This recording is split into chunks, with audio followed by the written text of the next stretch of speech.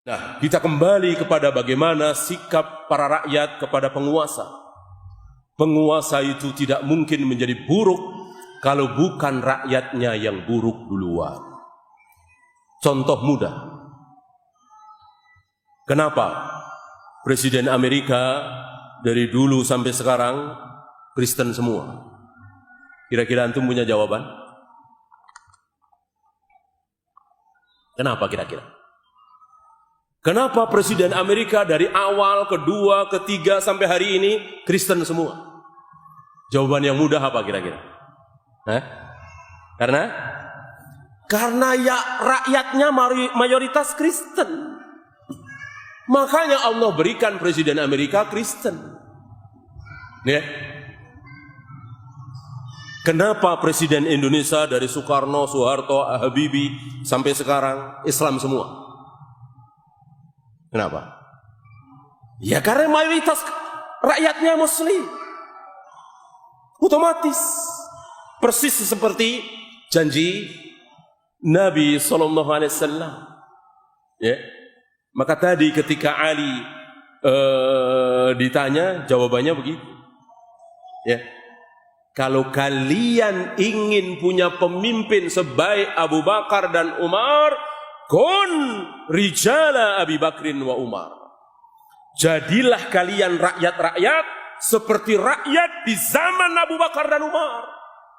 Kenapa Allah memberikan pemimpin sehebat Abu Bakar dan Umar? Kenapa? Karena yang jadi rakyat adalah Utsman, Ali, Zubair, Tolha, Abu Hurairah, Anas bin Malik, Aisyah dan seterusnya. Manusia-manusia mulia. Wajar kalau Allah berikan pemimpin semulia dan sehebat, sesoleh Abu Bakar dan Umar. Sekarang Allah berikan pemimpin kepada kalian seperti aku, kata beliau, merendahkan diri. Ya. Karena yang jadi rakyat orang-orang seperti kalian. Ya. Sama-sama di negeri kita ini.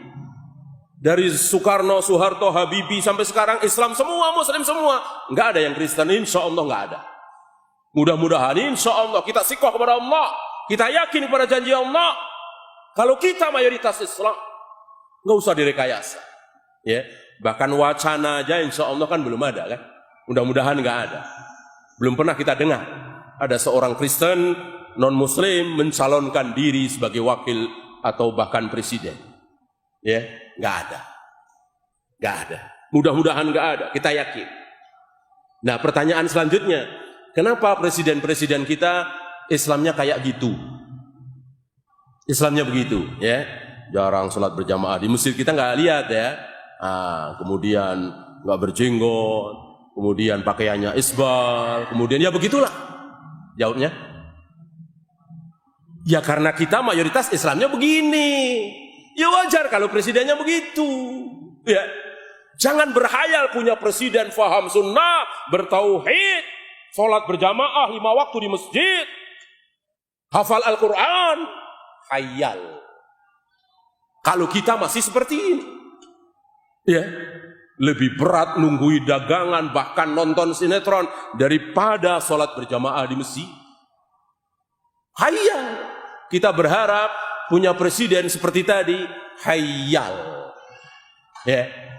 Oleh karena itu yang harus diperbaiki terlebih dahulu presiden apa rakyat kira-kira? Rakyat. Mosok enggak hafal dalilnya? Innallaha la yughayyiru ma biqaumin hatta yughayyiru bi anfusihim. Jelaskan dalilnya. Allah tidak akan merubah nasib satu bangsa, satu kaum kecuali teruskan. Kecuali kaum itu, umat itu, bangsa itu yang merubah siapa?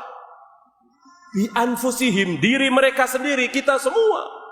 Ayat ini tidak berbunyi hatta yughayyiru ma bi hukamihim, sampai mereka merubah presidennya, rajanya, enggak, tapi diri kita. Kita ganti presiden kita, ganti lagi. Sekarang sudah berapa kali? Tapi kita enggak diganti. Yang jualan 1 kilo padahal 9 on, tetap begitu. Yang main jimat-jimat, tetap begitu. Yang enggak sholat berjamaah di masjid, tetap begitu. Yang membuka aurat, tetap begitu. Allah tidak akan rubah. Maka jangan banyak berharap dengan pergantian presiden, gubernur, wali kota, camat, jangan berharap.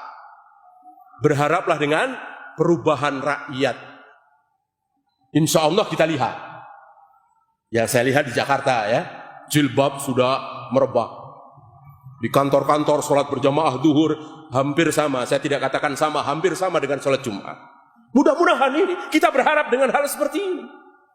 Buat apa presidennya amanah, jujur, cerdas, hafal Al-Quran, tapi masjid-masjid di Jakarta kosong. Wanita-wanita membuka aurat. Apakah presiden bisa maksa wanita pakai jilbab? Sulit. Sulit. Apakah presiden bisa maksa kaum muslimin meninggalkan syirik, lalu menggigit sunnah Nabi dengan gigi geraham, bertauhid, rububiyah, uluhiyah, asma wa sifat? Mungkinkah presiden bisa maksa? Enggak bisa. Enggak bisa. Presiden hanya bisa bikin peraturan. Coba kalau presiden bikin peraturan yang mengagetkan.